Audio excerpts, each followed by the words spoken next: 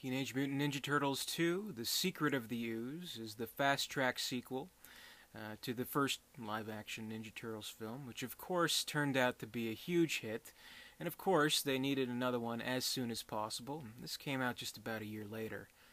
Much like the first film, this is a huge part of my childhood. In fact, maybe even more so, because obviously this one got a lot more exposure, much more publicity. It was basically shoved down our throats with a good deal more aggression. I find it a little bit easier to remove my own nostalgia with this one. Watching it as an adult now, it's a little more patience trying, I guess. Without a doubt, it's very clearly more of a kid's movie, as most people will be able to tell you.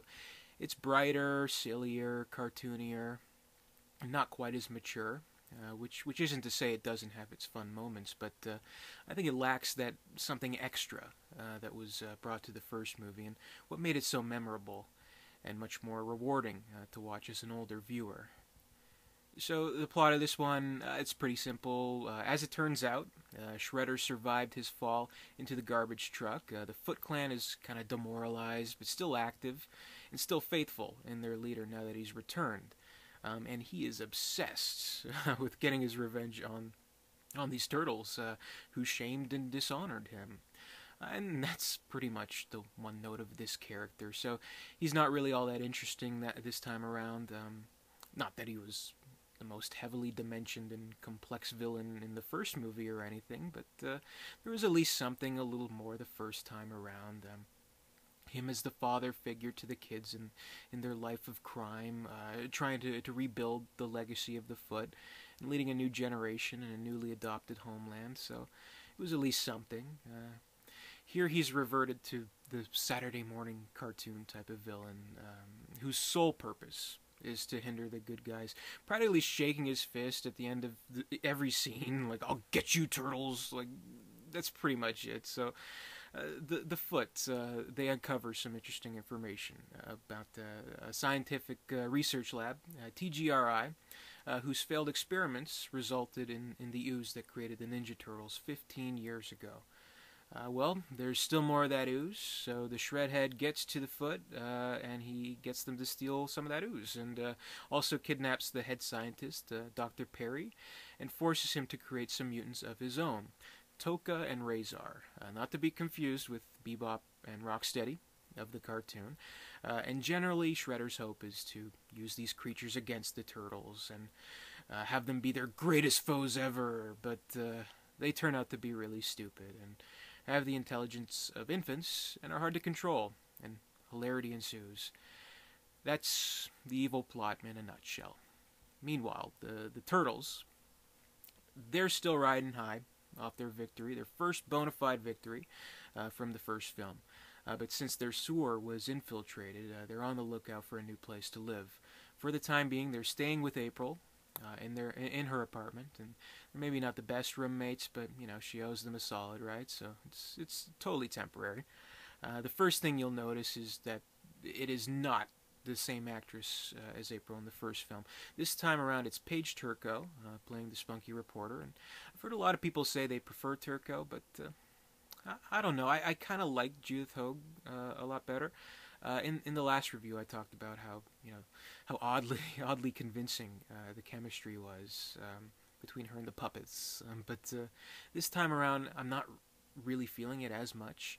For one thing, April's role is downplayed quite a bit in this one, I guess to make room for some new characters that team up with the Turtles, like Dr. Perry and Keno, the brave pizza delivery boy. Casey Jones is absent from this film, by the way. So when April is interacting with the Turtles, there's nothing much of interest. At least the first movie, there was kind of an arc where first she was in complete disbelief when she saw them, but then warmed over to them, became friends. Here it's all just friendly. So she's around to help them and all that stuff, and she laughs hysterically at their jokes. And I don't know, there's less of a legitimate connection. She interacts with them almost like they're pets instead of equals. But Maybe that's something to think about. I submit to you, what if the real story of the Teenage Mutant Ninja Turtles is really April's story? And she's just an insane woman with delusions that her pet turtles and rat fight crime. Maybe. I don't know. Your mind wanders when the actual story fails to simulate. There's still stuff to like. The costume stuff, the puppet stuff, all that works. Just as with the last movie, it is impressive, and the turtles are really convincing and expressive, and there's even some improvement when it comes to the syncing of the vocals, which is a plus. Jim Henson sadly passed away after the first film was made, but his deputies at the Jim Henson Company contributed their work here, and it's as good as it's ever been. The film is dedicated to Henson's memory, which is appropriate, because a lot is owed to his work on the first film and making it the hit that it was. The action and fight scenes, they're pretty good too. Not quite as intense, and yeah, the turtles rarely, if at all, use their actual weapons, but they're still fun, and there's still the witty back and forth in action scenes that make them lively, make them entertaining. I think one of my favorite parts in the movie, as incredibly cheesy as it is the scene where Raphael is kidnapped, and they sneak into the Foot Clan's lair, and they have that exchange, and they're like, "It's quiet." "Yeah, a little too quiet." And they get in, "That was easy." "Yeah, a little too easy." Then they see Raph, and they're like, "Hey, it's Raph." "Yeah, a little too Raph." I don't know. I thought that was funny. But what can I say? What else? So we got Kino. He's a good enough supporting character, helping out the turtles, trying to sneak into the Foot Clan with Raph. That was all pretty good. And David Warner, he does a good job in playing Dr. Perry, and I thought his interactions with the turtles had some amusing elements. Also, if there's one thing they did improve on a little bit, was in tuning Donatello's personality a little bit more.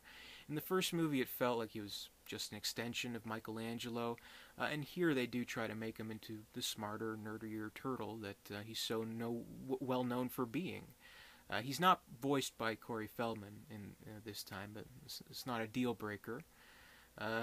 Maybe the most interesting thing about the movie that I wish maybe they would have explored a little more is that when they learn about the Ooze and discover that really their entire coming to be was just a terrible accident, the turtles almost kind of suffer a little bit of like an existential crisis.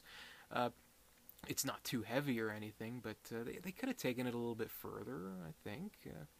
But nah, this movie's all about the action and fun fight scenes and things like that, which, fair enough, considering the target audience, right? The whole thing leads to a showdown in a nightclub where Vanilla Ice is appearing, and when he sees the turtles, he performs an impromptu turtle rap, which I guess some people like, maybe in like an ironic kind of way. I don't know, but it's really stupid. It's really stupid. Stupider still is when they face off against the Shredder again. He consumes or is doused in the remaining ooze, and he becomes Super Shredder. And you think, holy shit, this is going to be an epic battle. You think this is going to be it, man. This is the biggest challenge ever. Nah, Shredder just goes all roid rage. He knocks down some pillars, and a pier falls on him. And that's literally it, and it's the stupidest shit ever. It's very unsatisfying. The movie has its problems. Definitely has its problems. Maybe it's because they took it in a more kid-friendly direction. Maybe it's because it was rushed and there really isn't all that much of a plot to grasp. But it is a lower quality movie than the first, and unfortunately, it feels a lot more like a toy-selling product than an actual movie, which is fine for what it is. It isn't complete trash or anything. There's some fun to be had, but I think it lacks the magic of the first. I rate Teenage Mutant Ninja Turtles 2, The Secret of the Ooze, 2.5 stars out of 4. It has its moments, and it brings the turtle action and adventure that you'd expect out of a movie like this, but not much more or less. And that's my review, Teenage Mutant Ninja Turtles 2. A childhood favorite. I've seen this movie like a million times when I was a kid, and I've always enjoyed it, thought it was a lot of fun, had all the toys and stuff. But yeah, watching as an adult, I don't think it quite has the same effect. But, it's somewhat watchable, though I may be checking my watch from time to time. You have to be in the right mood for it. So it's definitely a step down from the first movie. But I know a lot of people do really like this one. Some people, I would say, even like it a little bit better because I don't know. Maybe it is because it's brighter and more fun. I guess. But let me know what you think below. Comments. Turtles 2. Is it good? Is it bad? Is it on par with the first film?